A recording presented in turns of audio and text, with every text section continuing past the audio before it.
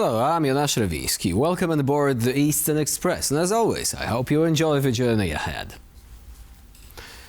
Anniversaries tend to be examined in simplicity. They invite neat narratives, moral clarity, and a false sense of closure.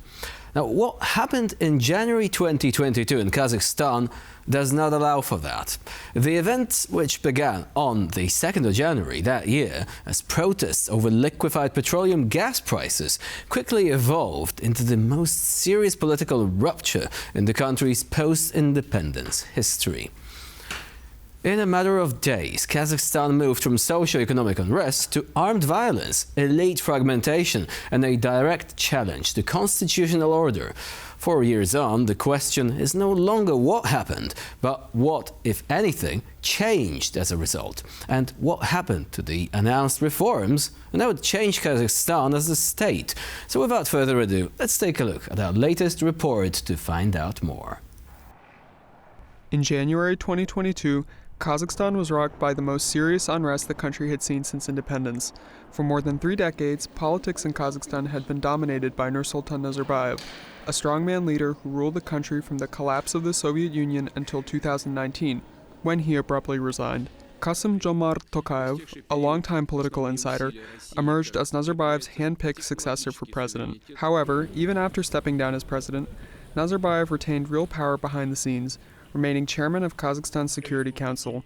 That arrangement unraveled in January 2022. What began as peaceful protests over fuel price hikes triggered by government deregulation quickly escalated into nationwide violence. Armed groups stormed government buildings in multiple cities while security forces responded with lethal force. Amid the chaos, President Tokayev moved decisively to consolidate power. He stripped Nazarbayev of his position as chairman of the Security Council, effectively ending the former leader's influence and pushing him out of public life. President Kassym-Jomart Tokayev has full power. He is the chairman of the Security Council. Soon, the president will be elected chairman of the Nur-Otan party. In the aftermath of the unrest, Tokayev launched a sweeping political reset. He took full control of the security apparatus while senior figures tied to Nazarbayev were dismissed, sidelined, or arrested. Tokayev also announced a package of reforms billed as liberalizing moves, including changes to the party system, limits on presidential authority, and constitutional amendments declaring that Kazakhstan's natural resources belong to the people. But critics argue these reforms were less about genuine democratization and more about filling the power vacuum left by Nazarbayev's fall. Under the language of reform, Tokayev emerged from the crisis with a firmer grip on the state than ever before. And now let's zone in on the East-splaining portion of our show. Russia's full-scale invasion of Ukraine has forced governments across Eurasia to reassess their place in Moscow's orbit, and few have done so as carefully as Kazakhstan. The Central Asian nation is walking a fine line with its powerful neighbor to the north, which has previously used civil unrest in other countries as a pretext for invasion and subjugation. So how is Kazakhstan managing the relationship, and what does it tell us about shifting power in the region? For decades, Kazakhstan maintained a close but pragmatic relationship with Russia, balancing economic ties, security cooperation, and political loyalty.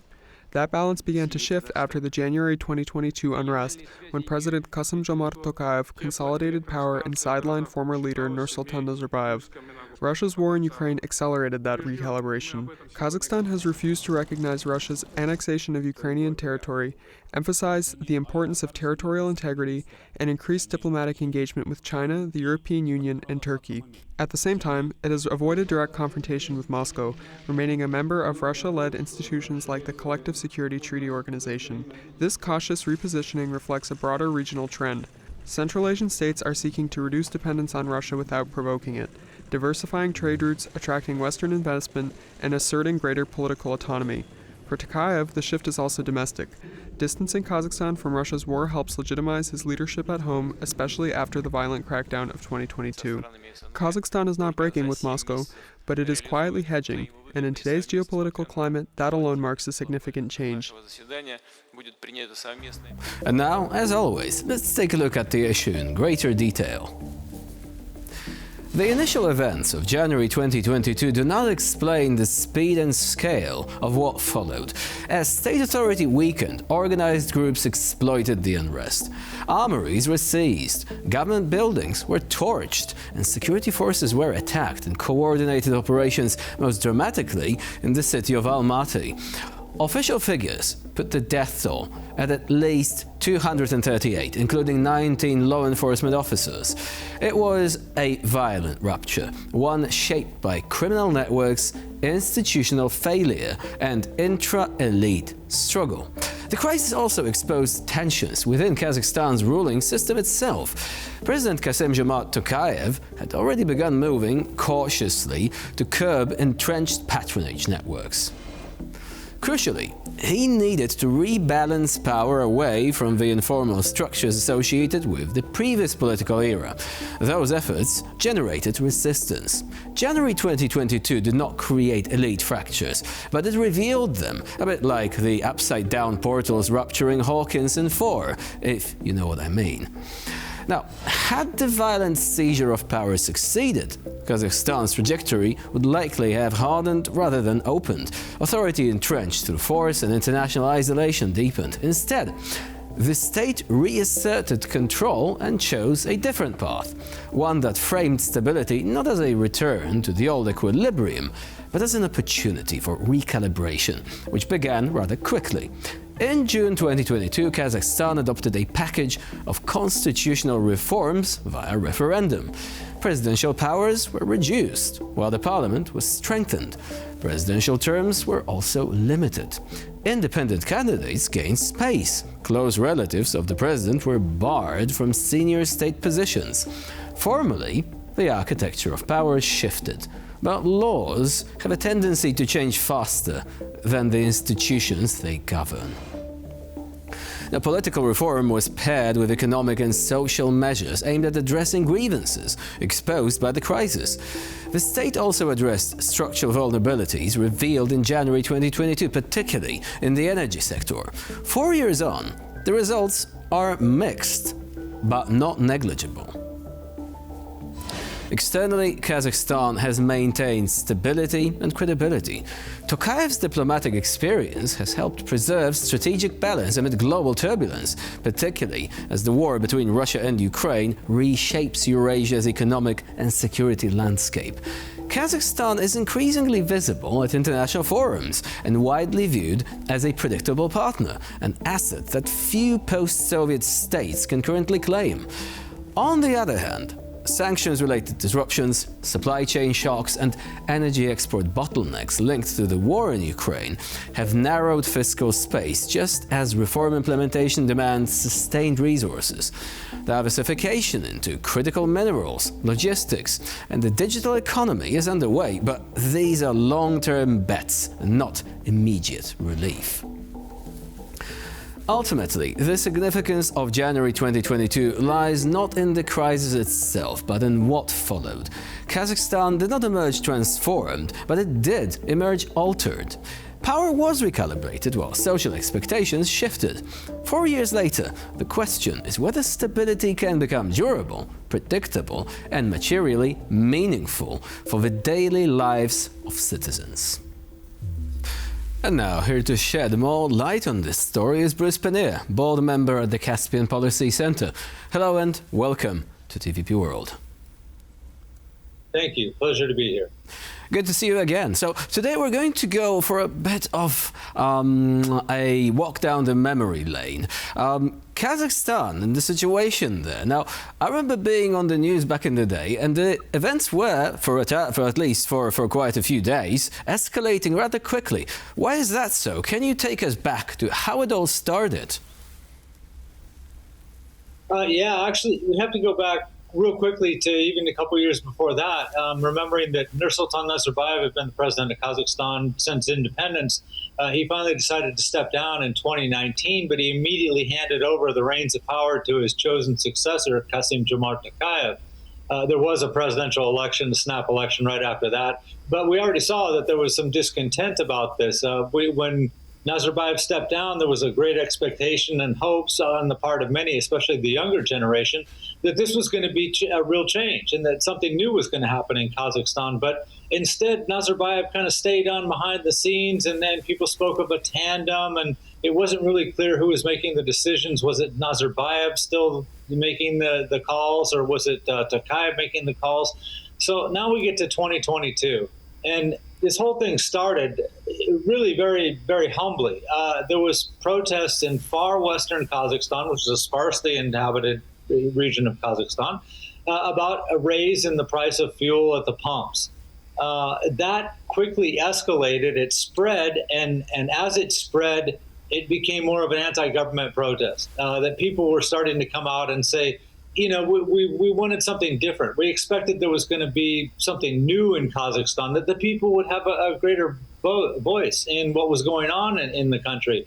And instead, what we ended up with was just a shift of faces on the screen and essentially the same system that we'd had. So, within 48 hours, it went from being a protest over paying more for fuel at the pumps to being a protest where people were demanding that they needed a change in leadership and a change in the government.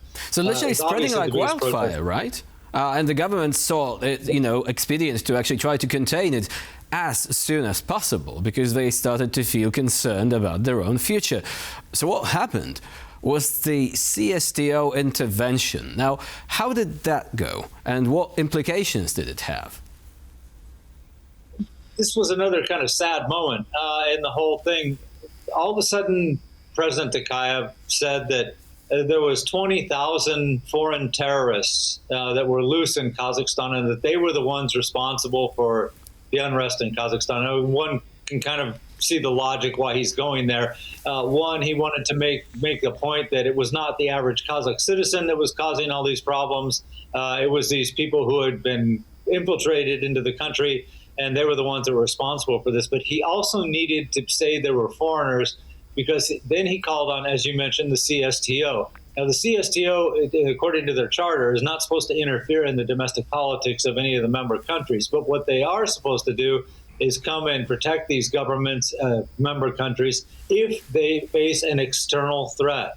So by Tokayev saying that there was foreign terrorists, 20,000 of them loose in the country, that was the basis the CSTO needed to say, okay, well, we're going to then send in troops to help with restoring order in Kazakhstan. Admittedly, they did not participate in any of the operations to shut down the protests. They guarded key facilities in the country. But of course, that freed up Kazakh forces to go and round up protesters and try to get some calm back in the country. And yet somehow, following those events and after regaining stability, after introducing the reforms about which we're going to talk about in a moment, Kassym-Jomart Tokayev has somehow managed to create an image for himself as a moderate and a reformer. Now, how did that happen? I mean, all those casualties, I'm assuming that the families of those people have not been able to get sufficient closure or even to get sufficient information about what really happened to their loved ones. No, you're absolutely correct with that. This is still going on to this day. Even this week, whether it was they approached the anniversary, there was all kinds of people being interviewed saying my relative, my brother, son, daughter, whoever was out just happened to be out on the street and they got shot. And we have no one that's being held responsible for this at all. They were going to the store, it was something like that. And the government seems anxious to kind of sweep this all under the rug and move on. So there's, literally thousands of people out there who are still demanding to get answers about what exactly happened and why some of this was necessary. I mean, there was an incident where a man and his 4-year-old daughter were shot dead in their car by the militia. And people are still wondering why this happened. They shut down almost all the communication except for state TV. So a lot of people really had no idea what was going on, and they were just going about their regular business.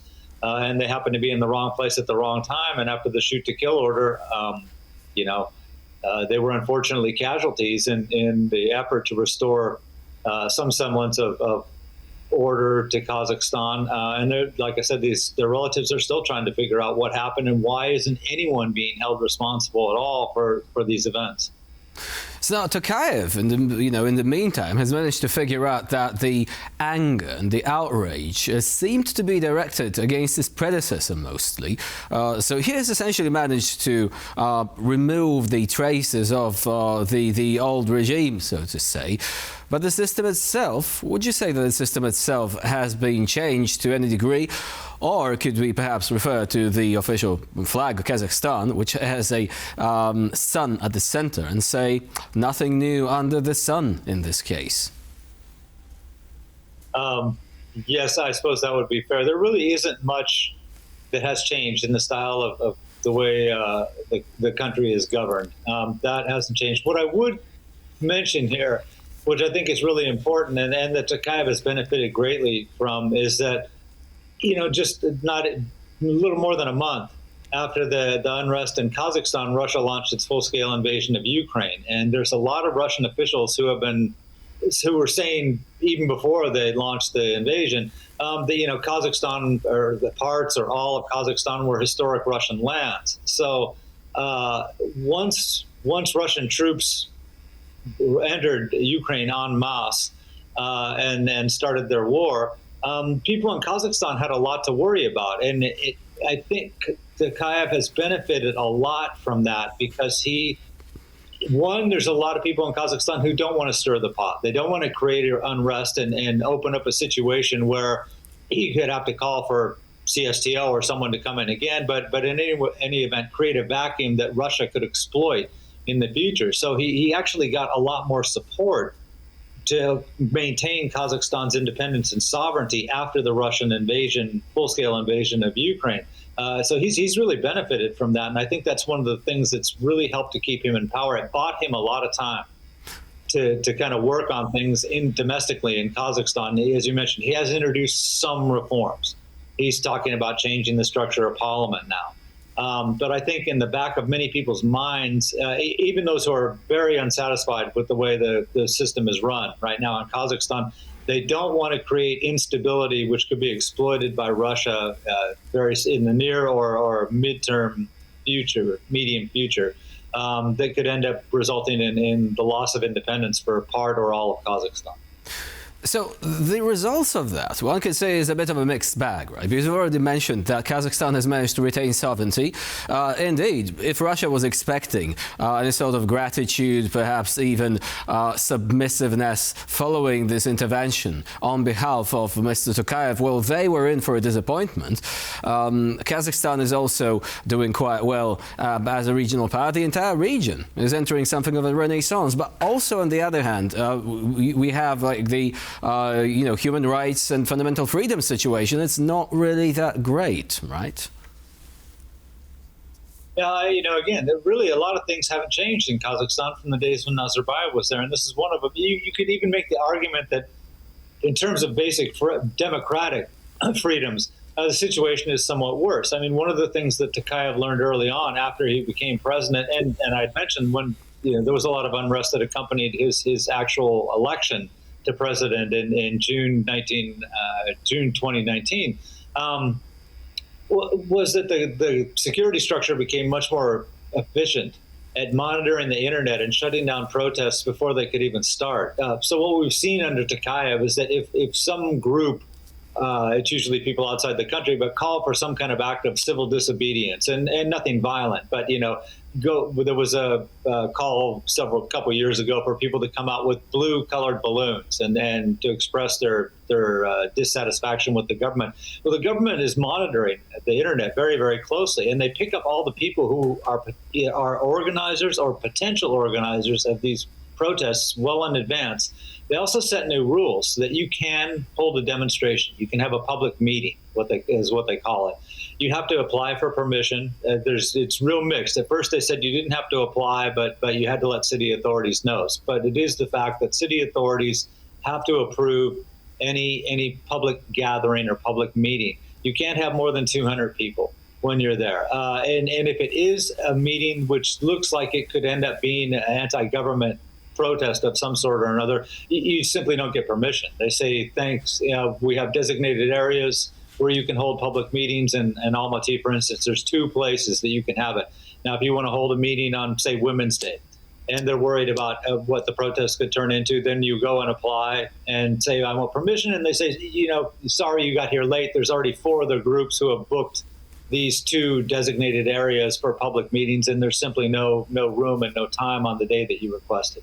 So on the face of it, it looks like it was just it was impossible to get official permission. But in fact, this is a trend. So you can see that they do this every single time that every single time someone suspect or suspect group wants to have some kind of meeting, they're always denied permission. Boris Paner was our guest today here on TVP World. Thank you very much for joining us and for sharing your insight. Thank you very much for inviting me. And now we're moving on to the Eastern News Flash, a curated selection of all the other stories from the East that you really don't want to miss. Now, Russian courts handed down a record number of life sentences in 2025, marking the highest total in at least 2 decades, according to official figures. Russian judges sentenced 100 people to life imprisonment between January and November 2025, nearly double the total for all of 2022, according to data from Russia's Supreme Court. The figure represents a historic high in judicial statistics going back at least 20 years. Life sentences have risen steadily, increasing from 47 in 2021 to 79 in 2024. The Supreme Court did not specify which charges were used in 2025, but courts have increasingly imposed life terms under expanded criminal sentences since Russia's full-scale invasion of Ukraine. Russia's regions and ethnic republics are expected to face growing pressure to supply soldiers for the war in Ukraine as manpower shortages continue to deepen. Russian regional authorities are likely to rely increasingly on coercive and deceptive recruitment tactics in 2026 as they attempt to meet Kremlin-imposed military quotas, according to experts who track regional casualty trends. Analysts say heavy battlefield losses and strained federal and regional budgets are reducing the effectiveness of financial incentives to attract volunteers. As a result, pressure on conscripts, forced recruitment through workplaces, and unlawful detentions could become more common. Experts also warn that Russia's ethnic republics are expected to continue bearing a disproportionate share of military casualties, while major urban centers remain comparatively less affected. And for this episode of Eastern Express, it's the end of the line. Please stay with us here on TVP World for more latest news, updates and commentary.